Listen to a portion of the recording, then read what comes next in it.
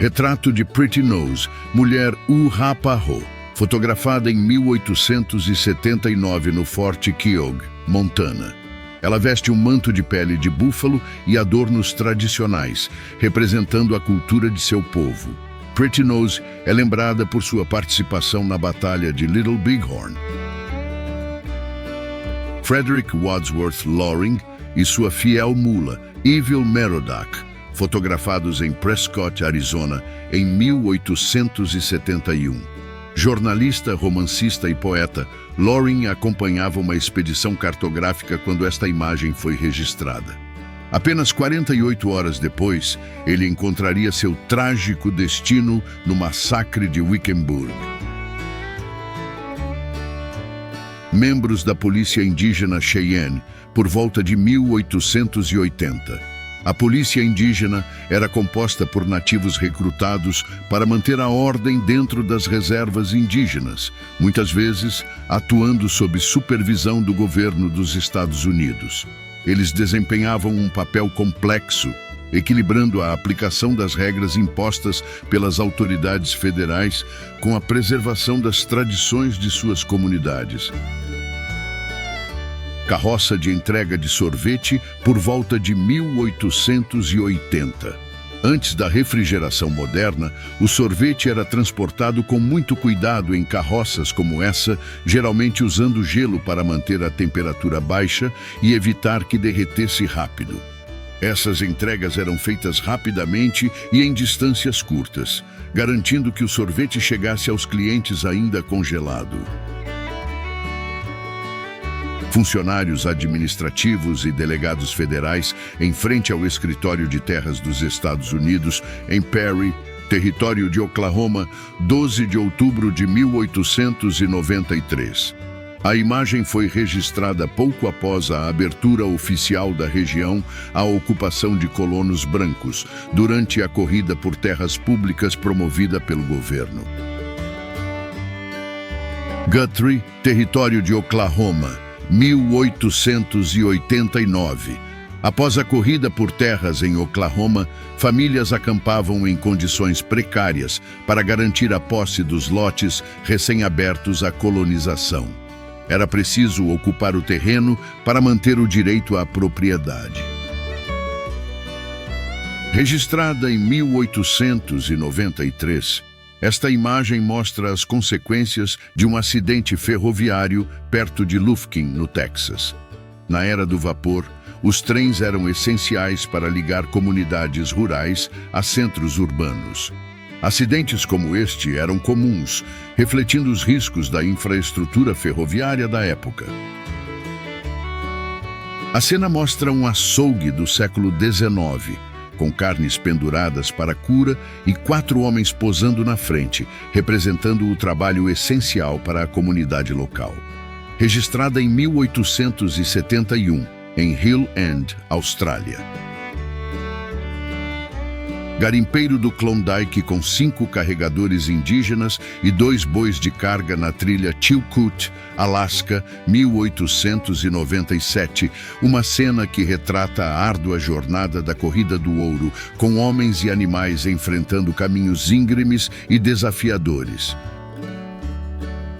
Joe Byrne, membro da notória Kelly Gang, é fotografado morto, encostado na parede da delegacia de Benalla, em 1880. Byrne foi baleado dentro do hotel Glenrowan Inn e morreu por hemorragia antes que a polícia incendiasse o prédio para forçar os criminosos restantes a sair. Seu corpo foi retirado antes que as chamas consumissem a construção, e a exibição da imagem marcou simbolicamente o fim da gangue.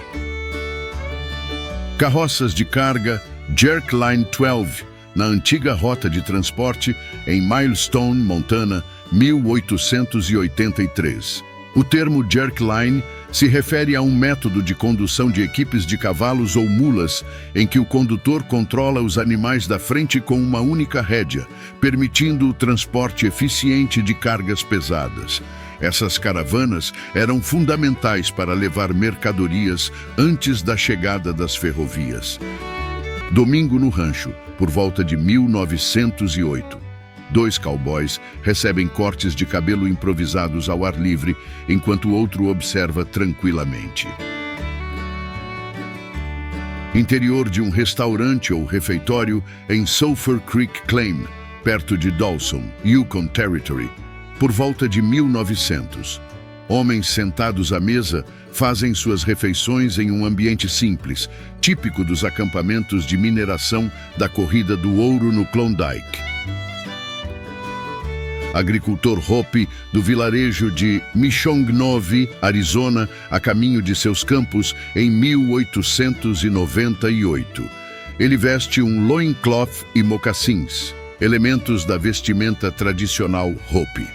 Conhecidos por sua profunda relação com a terra, os Hopi cultivavam milho, feijão e abóbora, utilizando técnicas agrícolas ancestrais adaptadas ao clima árido do sudoeste americano. Carro de bombeiros puxado por cavalos, uma das primeiras formas de combate a incêndios na região durante a Corrida do Ouro, Dawson, Yukon, 1899. Indígenas das grandes planícies ao lado de um cavalo com travois, uma estrutura de madeira usada para transportar pessoas e suprimentos, Montana, 1890. Por volta de 1890, a 45 Consolidated Mining Company estabeleceu sua sede na Mina Magos, próximo a Silverton, Washington. Um centro minerador movido por prata, ouro, cobre e chumbo nas montanhas de Snohomish County. Daya, Alaska, 1898. Moradores utilizam trenós puxados por cabras angorá, uma tentativa incomum de transporte em terrenos isolados e desafiadores. Floresta petrificada do Arizona por volta de 1900. 5 pessoas atravessam um tronco petrificado que serve como ponte natural sobre uma ravina. Retrato de uma prostituta segurando um copo de uísque em Mahogany Hall, um bordel de luxo em Storyville, Nova Orleans, no início do século XX. Na década de 1890, homens Ute atravessam o rio Los Pinos a cavalo no Colorado. A imagem registra um momento cotidiano de um grupo indígena adaptado à vida nas planícies e às transformações trazidas pela colonização do oeste americano. Homens da infantaria posam sentados e apoiados em uma impressionante formação rochosa em forma de tronco, no Park Point, perto do rio Tennessee. Ao fundo, é possível ver o rio e a paisagem natural ao redor, cenário que remete à histórica Batalha de Walhatchee, ocorrida em 1863, durante a Guerra Civil Americana. Corpo do imperador Maximiliano I do México, em seu caixão após sua execução em 1867. Maximiliano foi um arquiduque austríaco que governou o México como imperador durante o breve Segundo Império Mexicano até ser capturado e executado pelas forças republicanas, lideradas por Benito Juárez. Washington, cerca de 1905. Trabalhadores da Northern Pacific Railroad operam um handcar, veículo manual usado na manutenção e no transporte ao longo dos trilhos. Arizona, 1907. Um cavaleiro para em um poço no deserto, 30 milhas ao norte de Palomas, para encher seu barril de água, enquanto seu cavalo se refresca ao lado. A casa sobre rodas de uma família de trabalhadores itinerantes da colheita de beterraba, perto de Fort Collins, Colorado, em 1915. Os filhos de 7, 8, 10 e 12 anos trabalhavam incansavelmente, até mesmo após o pôr do sol. O pai relatou que foram expulsos das montanhas e que vizinhos os acusavam de evitar mandar as crianças à escola. Vivendo de forma itinerante, a família desafiava as leis de escolaridade ao colocar os filhos para trabalhar. Vieram de Log Cabin, Colorado.